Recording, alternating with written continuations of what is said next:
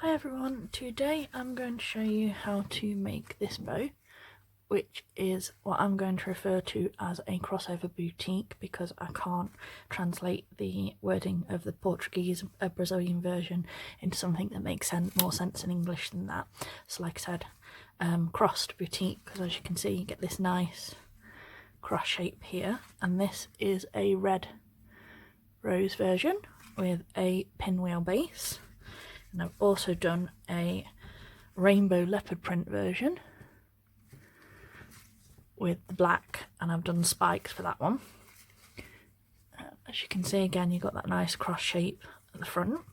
Now I will say this, you do need a bit of glue for this one, and the glue that I'm using in this tutorial will be the B7000, but if you haven't got access to that, you can also use sort of your high-tech Trimit glue. It will hold because it is just a matter of holding the ribbon in place while you stitch through it. It's not actually an alternative to gluing it instead of stitching through. It's just sort of to give you that grip without pins, to sort of help you out on that side of things. So don't worry about it too much if you haven't got the same glue as me. So like I said, you can use any fabric glue that dries clear and then gives you that little bit of tackiness while you're sewing through your ribbon as you're going along. But what you'll need is your fabric scissors to cut your ribbon as normal. You'll need some dress pins. You'll need your extra strength upholstery thread, pearl thread, or extra strength upholstery or pearl thread, as long as it's not cotton and you can't snap it. You'll need your needle. Like I said, I use darning needles because they're a bit longer and a bit stronger than standard sewing needles. Your alligator clip to attach your bow to. I've got a slightly longer one today. This is a 70 instead of my standard 45 because they're quite heavy, chunky bows. So like I said, do think of that if you're going to do them. Like I said, I've got my B7000 glue, but like I said, you can use any fabric glue that will hold, as I said, and my tape measure to measure my ribbon. Okay, and as you can see, I have already got all of my ribbon ready, and don't worry too much about measurements because, as I say before, I always put them in the description down below in case I'm talking too fast when I'm going along. So you'll need 2 pieces of 32 for this piece, these bits, and you'll need 70 centimeters for your outer boutique type bow here. And then like I said, your spikes are optional. I've already got mine ready made just to save us a bit of time, and I've done 6 inches for the 3 pieces and done it into the spikes. They're not my favourite thing to do. I do normally prefer base bows just because my base bows look more professional than my spikes, because like I said, there's some things that certain bow makers just aren't good at. I'm just more honest about admitting what I'm not. So we're going to go ahead and we'll start making this. I'm just going to move these just a little bit out of the way so they're not distracting because they're so bright. And this is a trick I've learned on these ones for getting you sort of more loopy figure 8.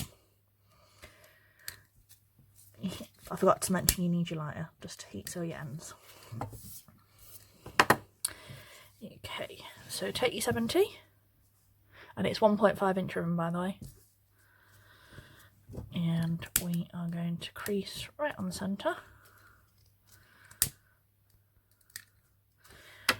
like so. And then what you do is, it's hard to see with the black, but centre it, and I'll just do a pinch here to make sure it's truly centred. And we'll do that side as well. That's just to work out where your centre is on the ribbon. Like I said, it's a little bit tricky to see on this black, but I'll show you as I'm bringing it up close. So take it and loop it into your standard figure 8 shape like this. But what we're doing, instead of going all the way over, use your guide still, your little pinch on that centre crease, and do it. This will be, I'll just get my roller so I can show you, roughly a centimetre from that edge here. And what you want to do is you can use a clip and hold that there a second, and we do exactly the same the other side. So bring it round into your loop, lap it over exactly the same amount the other side. You want, like I said, about 1 centimetre from the edge. Okay, and then what you can do is, you see, got the figure 8 shape. Right, so you see you've got this edge here and you've got this edge here. What you do is, holding on that crease, you move it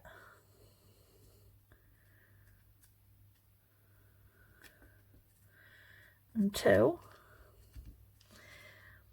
the edge of that line there is at your square, your triangle, and your edge of there is at that triangle. Okay, so where it overlaps, it's on the crease, the centre crease, so this will give you even loops, but your 1 centimetre edge that side's there, your 1 centimetre guide that side's there, and this will give you a more loopy shape, but it will still keep your loops nice and centred and stop one side being bigger than the other.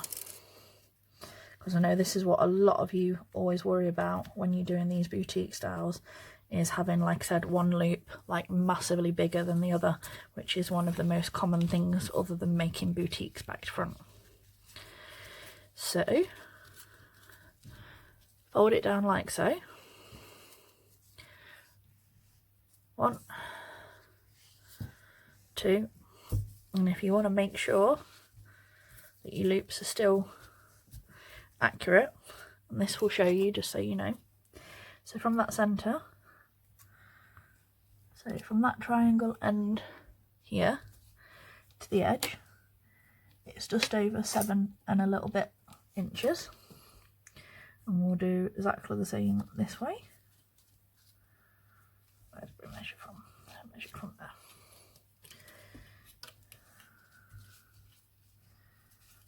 So measure it that way. It is exactly the same. It is exactly 7 and a tiny bit over, and like I said, if you also do that straight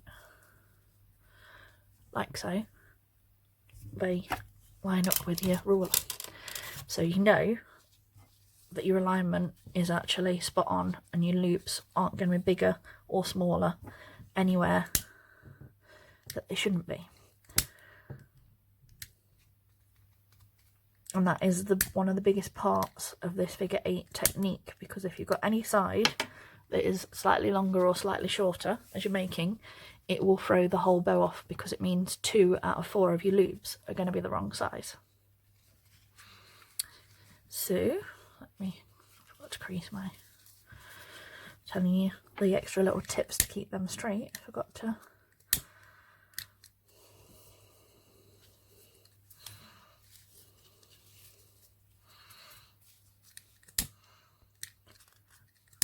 Add nice creases in on there, to there and there, and again this is the guides to get your loops nice and even. So now you've got them, you can open back out into figure 8. We've got a crease on a centre and we've got a crease on either line, and what you do is, to that triangle point there, you want your crease line over there directly, and hold that, and then you crease this side, as you can see. Make sure it lines up with the original crease on this side, so that they're both on top of each other, and line that up with that shape there. And then what you can do, pin that way, so take that one out and pin it across there, and remove that one, and then when you turn it over, you've got your boutique S shape. Now we are going to use this to hold our ribbon in place. And what I'm going to do is I'm just going to uncap this because it's got a really fine needle nozzle that goes back in there, which is a little bit tricky if I'm not right close to it, because I've got my glasses on at the moment, but it's a little bit tricky to see certain things if I'm not close up. So our two 32cm pieces, I have heat sealed both ends like so, and what you do is you pop that through that loop there, and then you want to take it the opposite side like so, so it crosses like this, and then you want a line of glue here. Now if you've got if you've got really strong needles and you want to try this with a glue gun, you can, but you will need a lot of force with your needle, and you will need a lot of strength behind it. Probably a pair of pliers to pull your needle through the ribbon, and this is why the fabric glue works a little bit better for this kind of technique. So just glue that for a second. Like I said, it is purely to tack it while we are sewing. And then what you do is where this crease is, line that over so it follows that cross that's naturally in the back, so it's right in the centre, and use your clip to hold it in place. And as you can see, it's across there as well. Okay, and then we're going to loop the second one through. So this is the other 32.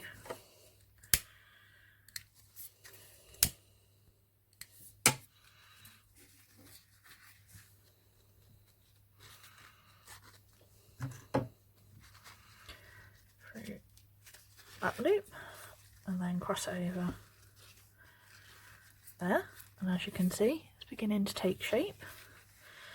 Like I said, just you touch your glue across there,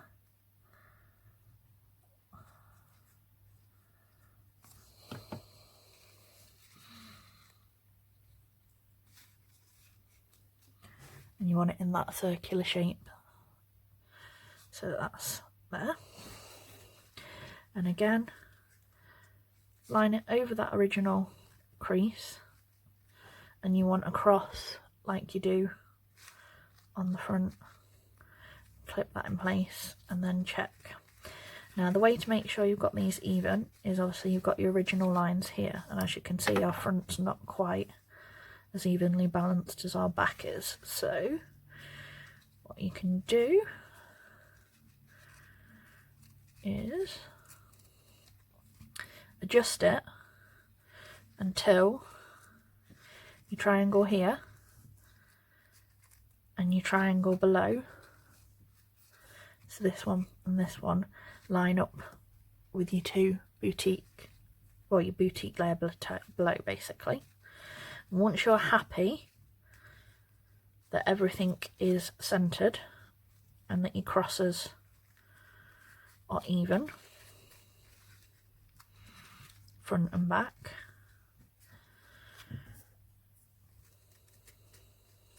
okay, you use that clip just to hold it like so. Again, don't be afraid to adjust. Okay, that's better. Right, so this is how it should look, and as you can see, cross, triangle to triangle. Just cut my scissors. I don't know if I'll put my lid. I'm just going to put the lid back on this, otherwise I will lean on it or do something daft and get it absolutely everywhere, because that is just how accident prone I can be at times. Okay, so what we want to do is we want to go in at this corner, in, we want our second stitch through the corner of that one.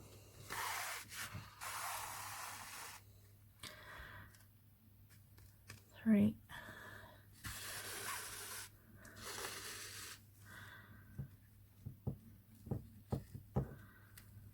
four,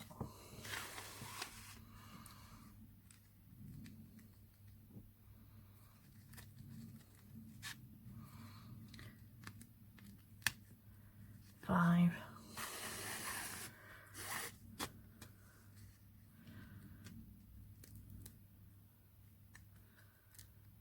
six. So try and make them even. I'm just going to redo mine because they're not really. And this is why we use things to hold.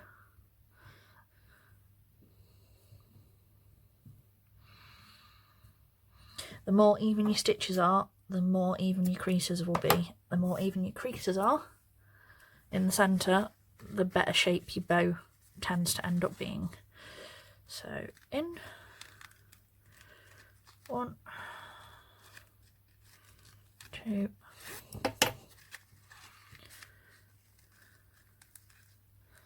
3,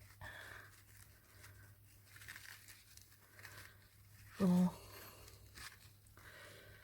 5. Let's just get back a little.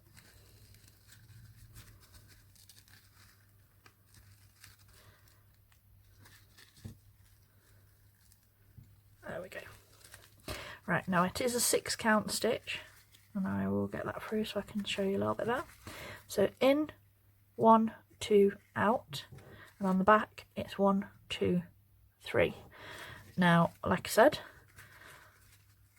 as long as you've got them even,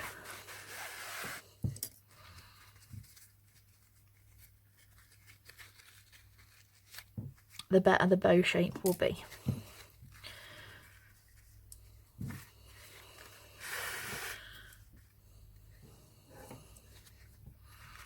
Okay, so you've got them in, and cinch like so. So you get your 3, and then wrap back, and back, and round,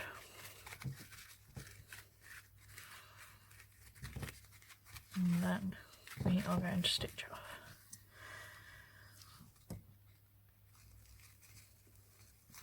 Okay. Oh.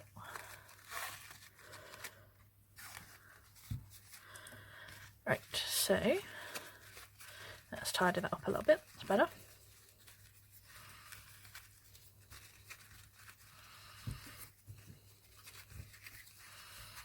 So as you can see, starting to more look like the shape of our original over there. So there we go.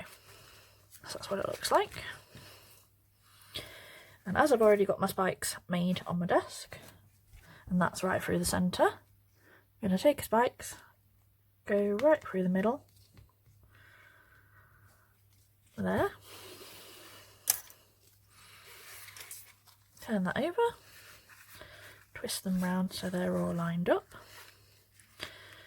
and then we can wrap those round, and as you can see, got nice even, just about the right amount for me, but as you can see on my other one I've done slightly shorter. I did 5.5 because, like I said, it's all personal choice how much of the little bits of tails and spikes you like to see personally on each bow. And that's my favourite thing about ribbon. It's all about personal taste, and you can play around with every style, add base bows, take away base bows, add spikes, add half pinwheels, double tuxes, tux bows, whatever you want to play around with. One different bow shape at the back, you could do a tails down. Every different style that you add or swap out on the base bow gives you a completely different style of bow. And like I said, that is one of my favourite things about all ribbon. So there we go, it's beginning to take shape.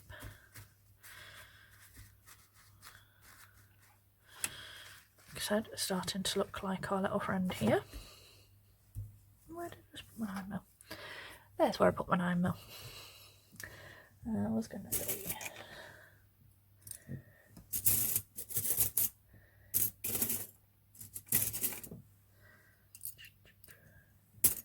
that one might actually be a better choice. Yeah, that's a bit too long. We will actually use a standard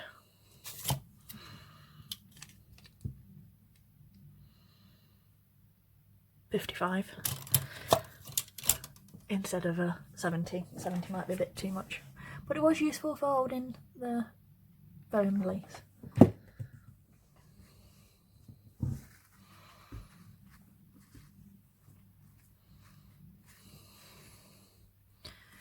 Okay, so that's that one. I'm going to heat seal the end of our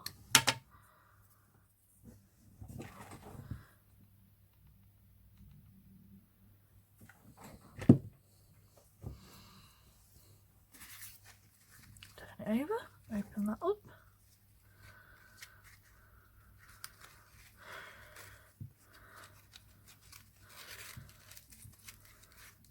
wrap round once, open that back up, wrap round again, nice and tight, cut that excess off,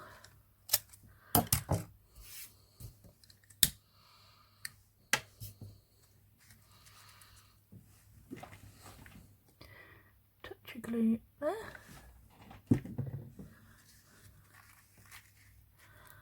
hold that there, and we just fluff that up a little bit.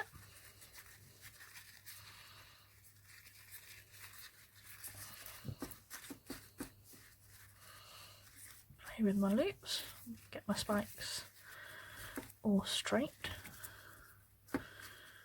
like so, and there you go. There is your crossed boutique bow. There you go. That's, like I said, with the pinwheel base. Because this is a boutique shape, I will say this, do give them a spray with your hairspray. I tend to use this one, which is the Tesco's branded Max Hold hairspray 24-hour humidity resistant quick dry. It costs 99p or £1 depending on what time you buy it. Works really quickly and holds everything nicely. And like I said, just makes the shape stay a little bit nicer. And there you go. Thank you for watching. Like I said, don't forget to like, share, subscribe, and don't forget to hit the bell icon to be notified of when I release new videos, which is every Monday and Friday, and quite a few more in between. And please do come and show me what you make following my tutorials over on Facebook. It's under the same name, Catherine's Ribbon Bow Tutorials and Follow-alongs. Thanks for watching. Bye.